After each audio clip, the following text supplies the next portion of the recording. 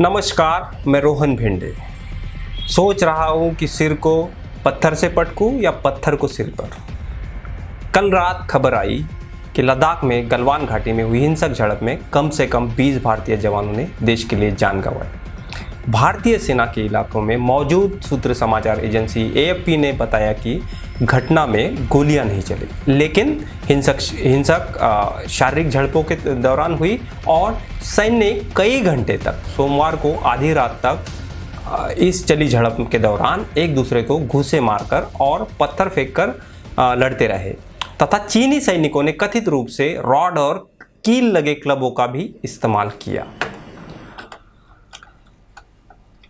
पूर्वी लद्दाख में बीती सोमवार रात भारतीय सेना के जवानों और चीनी सैनिकों में हुई हिंसक झड़प में भारतीय जवानों की हालत गंभीर बताई जा रही है। सूत्रों के हवाले से न्यूज़ एजेंसी ANI ने यह जानकारी दी कि आर्मी की ओर से पुष्टि की गई है कि लद्दाख की गलवान घाटी में हुई हिंसक झड़प में कम से कम 20 भारतीय जवानों के लिए जान चली गई और ANI की ओर से यह भी बताया गया कि चीनी सेना को भी बहुत ज़्यादा नुकसान हुआ है और उनके 43 सैनिक जो है वो हताहत हुए हैं। हालांकि सेना ने जब आधिकारिक बयान दिया तो इस बात की पुष्टि नहीं की या फिर उनके बयान में इन चीज़ों को रखा भी नहीं गया। मंगलवार देर रात सेना की तरफ से जो बयान आया उसमें उन्होंने कहा कि भारत और चीनी सैनिक गलवान क्षेत्र में अलग अलग हो चुके हैं और वहाँ से पहले 15 और 16 जून को दरमियानी रात को वो भिड़ गए थे। 17 भारतीय सैनिकों जो स्टैंड अप लोकेशन पर ड्यूटी करते हुए गंभीर रूप से घायल हुए थे और ऊंचाई वाले 0 से कम तापमान में एक्सपोज हो गए थे। उनकी चोटों के कारण उनकी जान चली गई, जिसके बाद इस झड़प में कुल मिलाकर 20 जवानों ने जान गंवाई। उसमें से एक कर्नल संतोष भी है। इसी के साथ भारतीय सेना ने यह भी कहा कि भारत राष्ट्र की क्षेत्रीय अखंडता और संप्रभुता बढ़ाने के लिए दृढ़ता से प्रतिबद्ध है। राजनाथ सिंह ने ट्वीट करते लिखा कि गलवान में भारतीय जवानों का जाना बेहद विचलित करने वाला है और पीड़ादायक भी है। हमारे जवानों ने कर्तव्य के पथ पर असीम साहस और हिम्मत का प्रदर्शन किया है और भारतीय सेना की परंपरा को जीवित रखते हुए अपनी जानें कुर्बान कर दी है। राष्ट्र उनकी बहादुरी और बलिदान को कभी नहीं भूलेगा। मामले पर भारतीय विदेश मंत्रालय का भी बयान है। मंत्रालय ने कहा कि इस घटना के पीछे यथास्थिति को बदलने के लिए की गई एक तरफा कोशिश को जिम्मेदार ठहराया। मंत्रालय की तरफ से यह भी कहा गया कि नुकसान को टाला जा सकता था।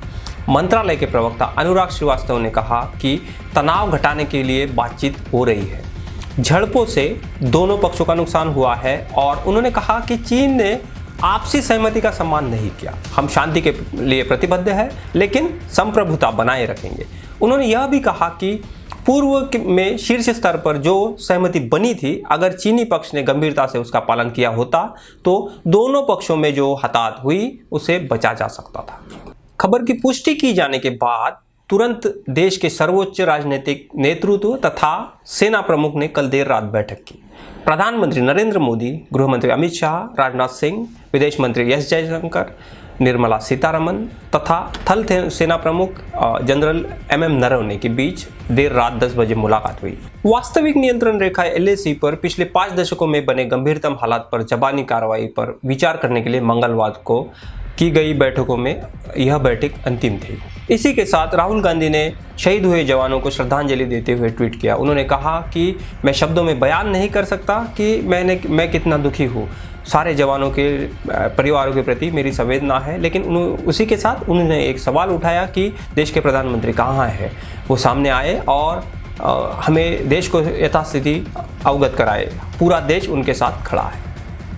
यह भी मज़े की बात है। देखिए, हमारे प्रधानमंत्री सारे सोशल मीडिया पे एक्टिव रहते हैं। हमेशा वो हर घटना पे अपना मत जाहिर करते हैं, लेकिन हर घटना पे नहीं, वो उनके सहूलियत से ही अपना मत देते हैं। उन्होंने सुशांत सिंह की मौत पे खेद जताते हुए ट्वीट किया था, लेकिन पिछले 24 घंटे के बाद भी अभी तक उन्होंने अपने जब मैं शो रिकॉर्ड कर रहा हूँ तो अब तक अपने ट्विटर हैंडल से उन्होंने या फिर कोई सोशल मीडिया से मारे गए जवानों को श्रद्धांजलि नहीं दी है। इसी के साथ अब देश में और एक बहस चल पड़ी, वो है चाइना के प्रोडक्ट बाइकआउट करने की। मैं अभी बताना चाहता हूँ आपको कि यह चीज़ें हमें अलग अलग देखना होगा। आप जो टेलीविज़न पे देख रहे हैं वो पता नहीं आप सही देख रहे हैं या गलत देख रहे हैं। अब मैं उसका एक उदाहरण बताता हूँ। प्रोफेसर सिन्हा जो बीजेपी के सांसद है और आरएसएस विचारक है, उन्होंने ट्वीट करते हुए कहा कि चीनियों को हिसाब दिया जाएगा। अहमदाबाद से खबर आई कि उन्होंने चाइनीज़ प्रोडक्ट को बैन करने के लिए या फिर चाइनीज़ प्रोडक्ट की होली मनाने के लिए कुछ प्रोडक्ट जला दिए। उसमें चंद रिमोट, कुछ वायर और नकली डब्बे फ़ोन के ऐसे ही रखे थे।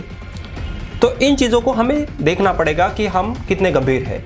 आर्थिक मामले और देश की सरहदों के मामले अलग अलग होते हैं।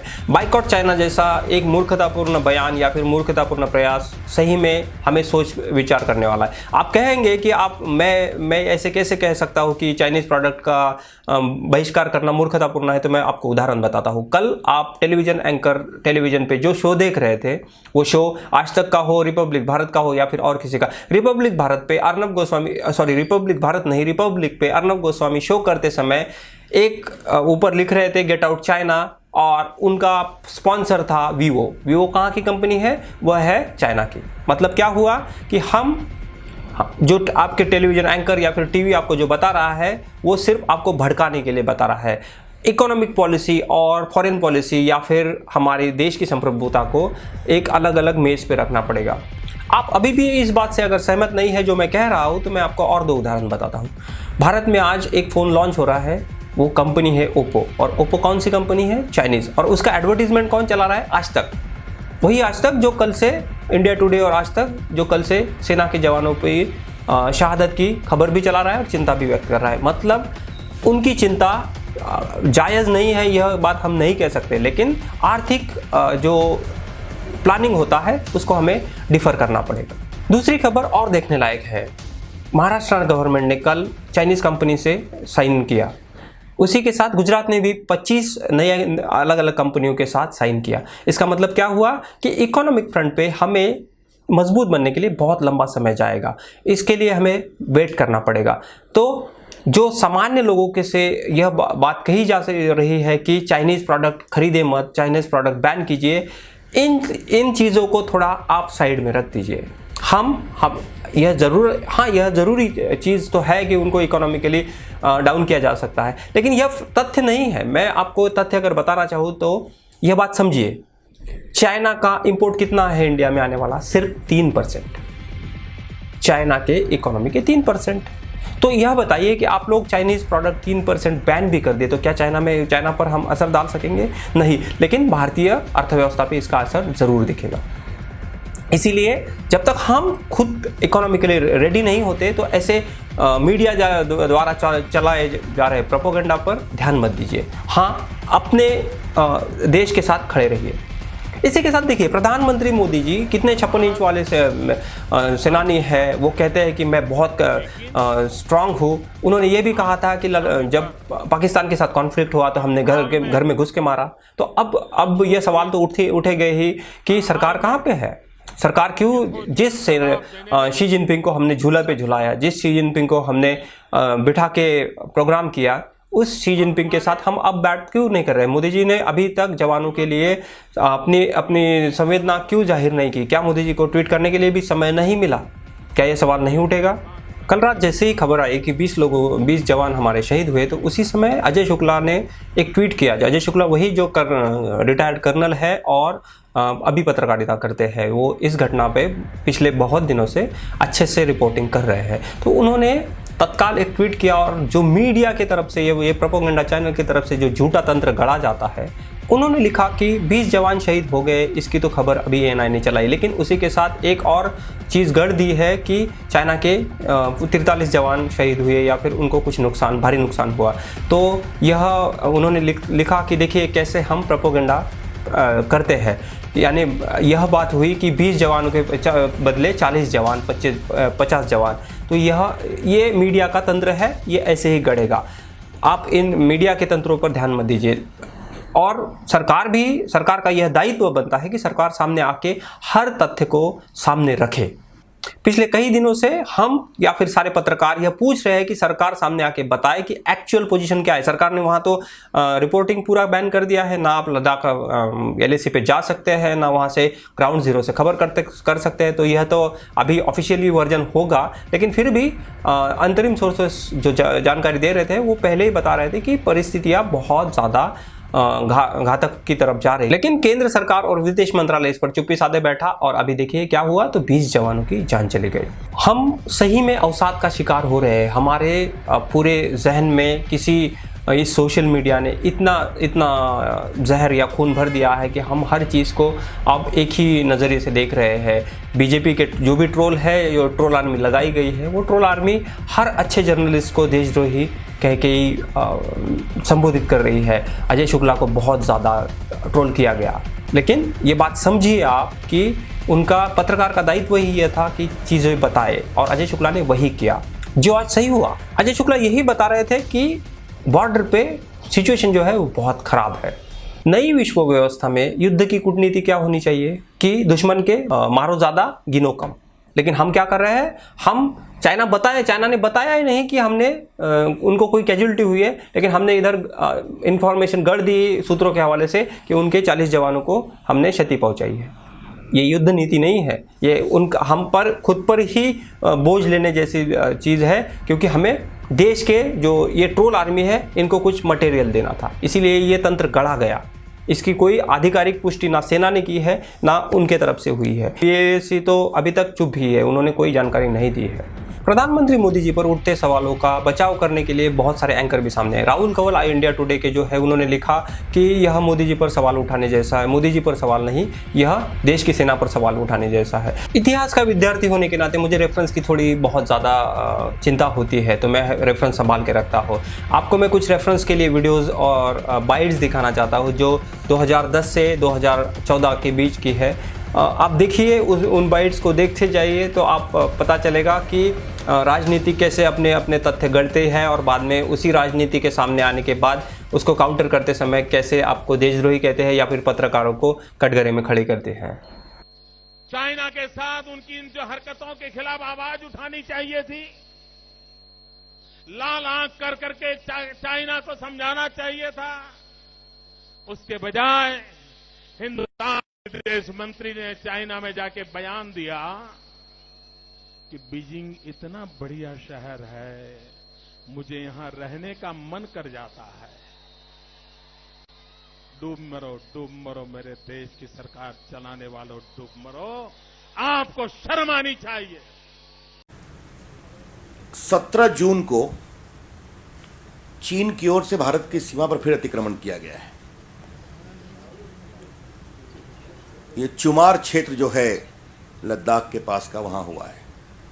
कैमरा छीन लिए गए और पोस्ट पर भी वो लोग चले आए।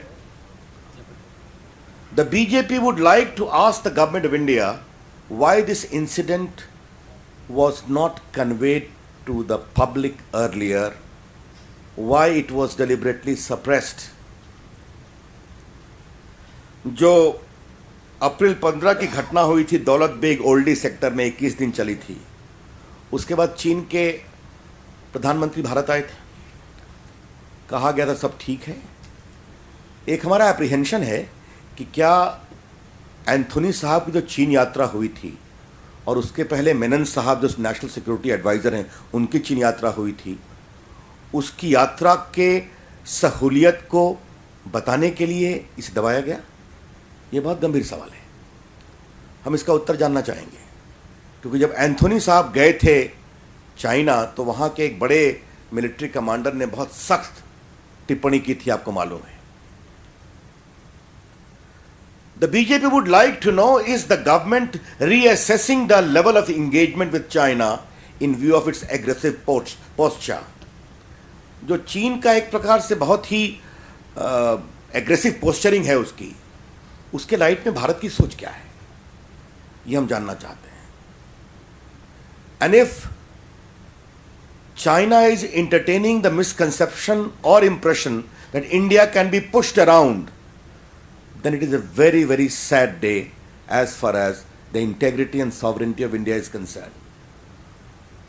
चीन के मानस में अगर ये धारणा आती है वहाँ के शासकों में कि भारत को पुश किया जा सकता है, तो ये बहुत ही दुर्भाग्यपूर्ण है।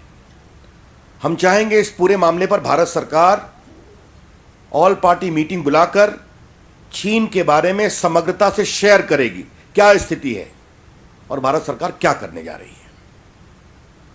आखिरी में मैं उमाशंकर सिंह, जो वरिष्ठ पत्रकार है, एनडीटीवी के अंतर्राष्ट्रीय मामलों के जानकार है, उनकी कही हुई बात से शो को ख़त्म करना चाहता हूँ। उन्होंने लिखा कि तुम सरकार से सवाल पूछोगे तो वो तुम्हें सेना के खिलाफ बताने की कोशिश करेंगे, पर तुम सवाल से डिगना नहीं। सेना जानती है कि तुम्हारा सवाल सेना से नहीं, राजनीतिक सत्ता से है। तो हमारे सारे सवाल राजनीतिक सत्ता से है। ट्रोल आर्मी यह जान ले कि हम देशद्रोही नहीं, हम देश प्रेमी है। जय Hind. Subscribe now and press the bell icon. Never miss an update.